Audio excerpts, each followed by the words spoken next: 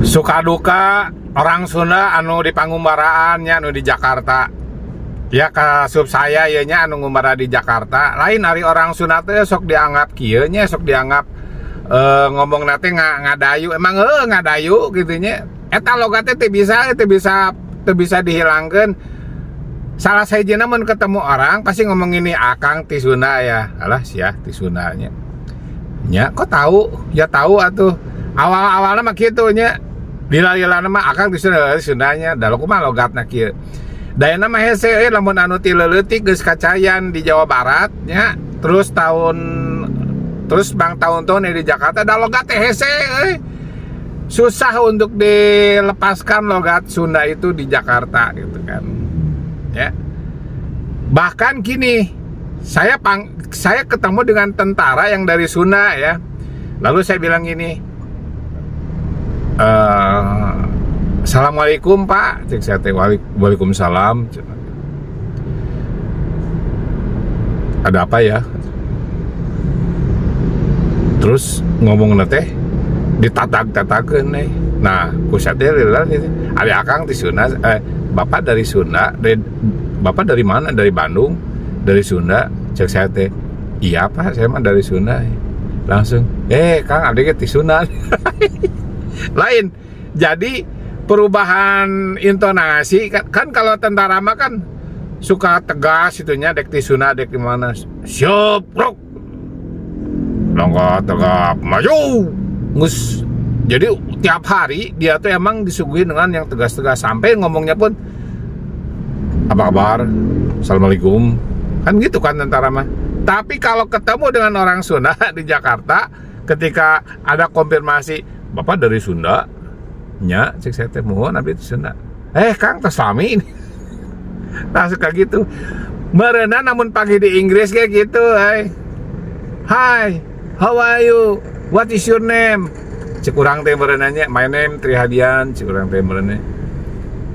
Where do you live? Where are you come from? Gitu kan. Cek urang teh, I am from Indonesia. I am from Bandung, Jawa Barat. Langsung, akang kumaha teh selami di dia pasti gitu. Nah itulah kalau suka duka orang Bandung yang ada di Pengumbaraan, terutama di Jakarta. Nah terus kalau ini yang jeleknya gini, orang Bandung yang ada di Jakarta atau di Pengumbaraan pasti dianggapnya tuh pelawak. Dalam hati mah aing jadi pelawak sekalian gitu tuh gimana ya. Jadi personifikasi Kang Ibing, Kusmayatna, dan Didi Petet terhadap tokoh Kabayan ini menjadi jebakan Batman buat laki-laki yang ada laki-laki Sunda yang ada di Pengumbaraan Jakarta. Jadi semuanya itu seperti monotype gitu, bahwa orang Bandung itu suka ngabodor, Kabayan pintar-pintar bodoh gitunya kan, Kabayan gitu karakternya. Terus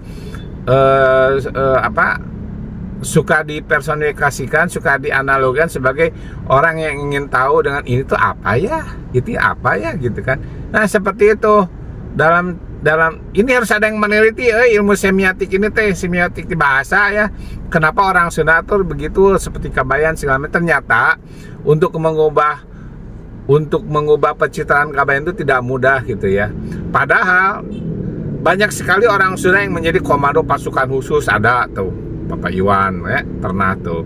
Terus ada orang yang menjadi politikus, banyak orang Sunda yang politikus ya.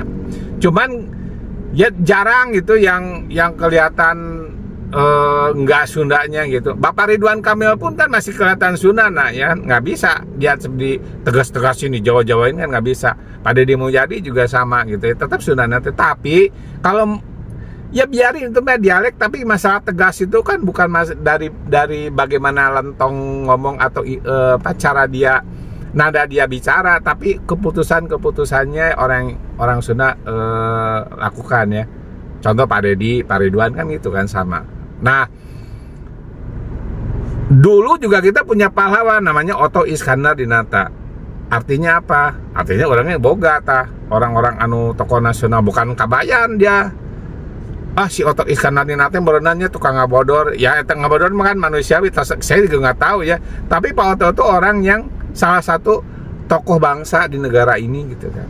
Terus siapa lagi? Eta pejuang-pejuang yang hijrah dari Bandung ke Jogja sampai membakar semua rumah yang ada di Bandung, itu bagian dari perjuangan orang Bandung ya, yang berjuang berjibaku untuk kemerdekaan Indonesia, saling bunuh-bunuhan dengan Belanda, tak berjuang. Belum lagi orang Jawa Barat harus melawan Belanda dan melawan internal DITI, sok barijeng disuruh pindah dari Bandung ke Jogja. Itu loyalitas orang Sunda terhadap negara ini kan. Ada sejarahnya hijrah ke Jogja, tentara Siliwangi. Sampai sekarang tentara Siliwangi itu menjadi terkenal gara-gara hijrah dan kuatnya mentalnya.